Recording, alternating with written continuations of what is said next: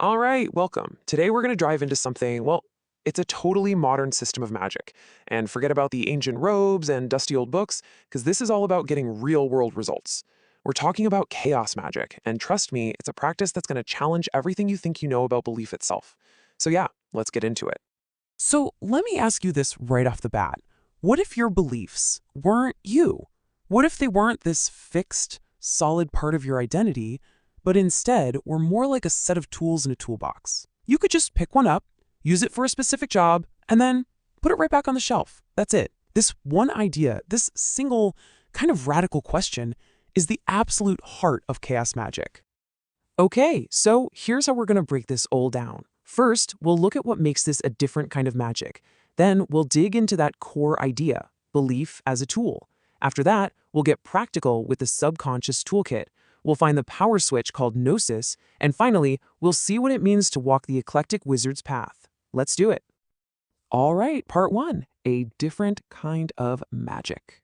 Look, chaos magic basically takes a blowtorch to all the fluff, all the non-essential ceremonies, the rigid dogma you might think of when you hear the word magic, gone. It strips all of that away because the focus is laser sharp on just one thing, making stuff happen, causing change in the real world. And the key phrase to wrap your head around is instrumental manipulation of belief. That right there tells you we are not talking about faith in the traditional sense. We're talking about function. It's like using a lever. Enchantment becomes this incredibly hands-on, pragmatic process where the only question that matters is, did it work? Did you get the result you wanted? Yes or no? That's it. So, these core principles are really what makes chaos magic, well, chaos magic. The big one? Belief is programmable, like software. And the goal isn't some Hollywood-style break the laws of physics thing. No, it's much more subtle. It's about nudging probability in your favor. And the key, the absolute key, is that all the techniques are designed to sneak past your conscious, logical mind to get the message through. And it's a metasystem, which is just a fancy way of saying it's a framework, an operating system that can run other belief systems as programs. And that relentless focus on what works, well, that leads us straight to the most mind-bending part of this whole thing. This is where it gets really fun. We're talking about the idea that belief is just a tool. Welcome to the philosophy of paradigm shifting. So get this. A chaos magician, or a chout, as they're sometimes called, might decide, okay, for this specific goal, I'm going to temporarily believe in, say, an ancient Egyptian god. Or maybe they'll tap into the power of a superhero from a comic book, or even a cold, hard scientific theory. They adopt that belief system just long enough to power their operation. And then, and this is crucial, once the job is done, they just let it go. They don't become a lifelong devotee, they just use the belief like a wrench and put it back. So how on earth is this even supposed to work? Well, it all comes down to how you see reality. Most of us operate in what you could call an objective reality tunnel. The world is solid, fixed, and just is. But chaos magic proposes something different, a probabilistic universe. Think of it less like a solid thing and more like a giant sea of potential, of possibilities. An enchantment, in this view, isn't about breaking the laws of physics. It's about becoming a kind of beacon or an attractor that makes your desired outcome much more likely to just bubble up to the surface from that sea of potential. Okay, so that's the big picture theory. Kind of wild, right? But how do you actually do it? What are the practical steps? That brings us to the subconscious toolkit. And I love this analogy. Think of these as the apps you run on the chaos magic operating system we talked about. The two main ones you're going to hear about are sigils and servitors. So first up, the sigil. This is probably the most famous, most quintessential chaos magic technique out there. What is it? Well, you basically take your desire, your specific goal, and you compress it, you distill it all the way down into one single abstract-looking symbol or a glyph.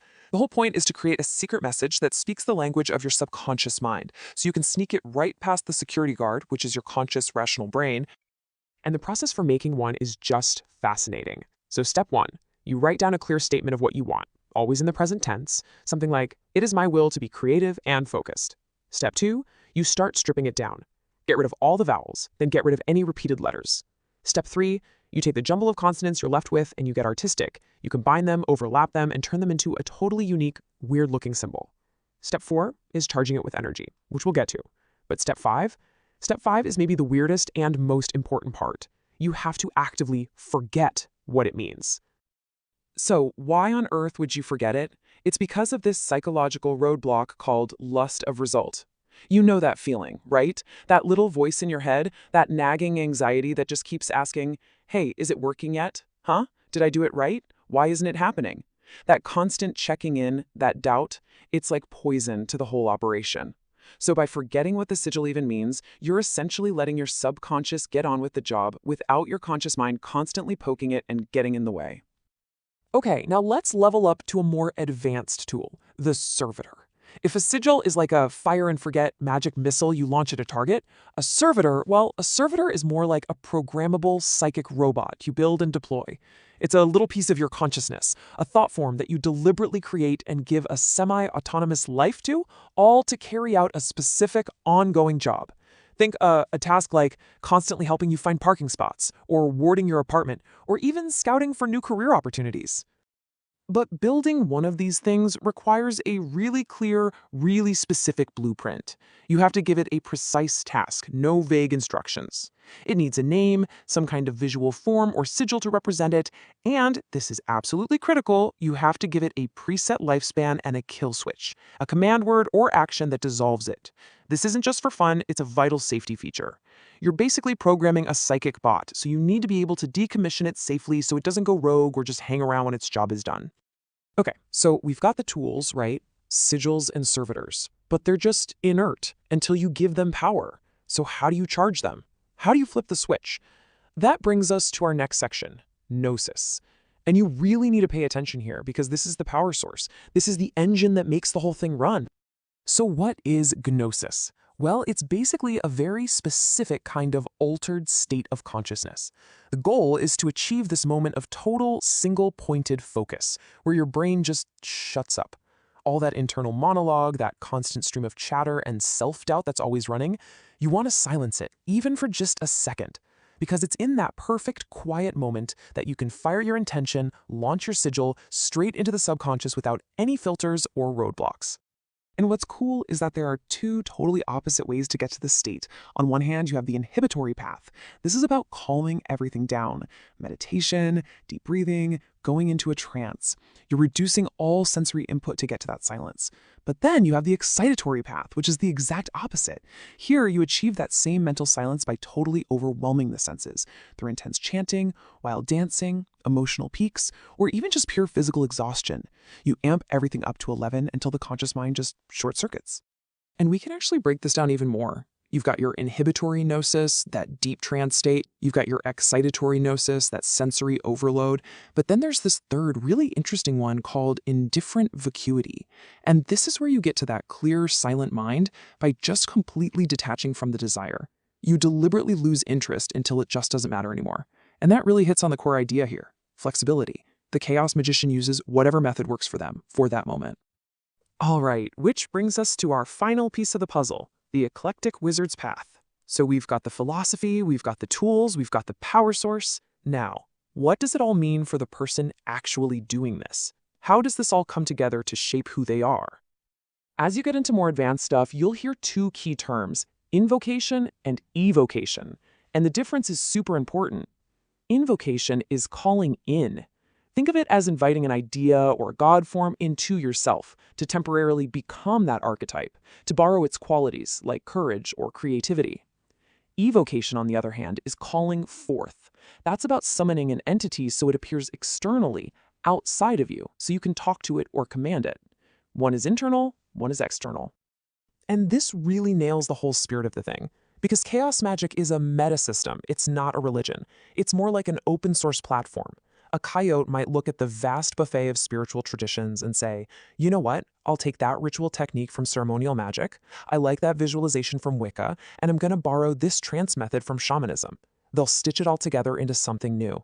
And if it gets results, then it's valid. That's it. That is the only rule that matters. And that brings us to the most famous and probably most misunderstood quote associated with all of this. Nothing is true, everything is permitted. In the context of chaos magic, this is not a call for moral anarchy. Nothing is true simply means that no single belief system, no single map of reality holds the ultimate objective truth. And if that's the case, then everything is permitted, meaning you are permitted, you are free to pick up and use any belief system, any paradigm you choose as a tool to shape your reality. So at the end of the day, who is a chaotite? They're an occult scientist, an experimenter. They're a supreme pragmatist. They operate from the core assumption that reality isn't solid, it's malleable. And their primary tool for bending it isn't some ancient artifact, it's their own belief, which they learn to wield with incredible focus and discipline. Their identity isn't tied to some dusty old tradition, it's tied to a methodology, the methodology of what works. And that really leaves us with one final big question. And it's not really about chaos magic anymore, it's about you. If you really took this idea to heart, that your belief is not who you are, but is actually a tool in your hands, what kind of reality would you choose to build with it? What would you create?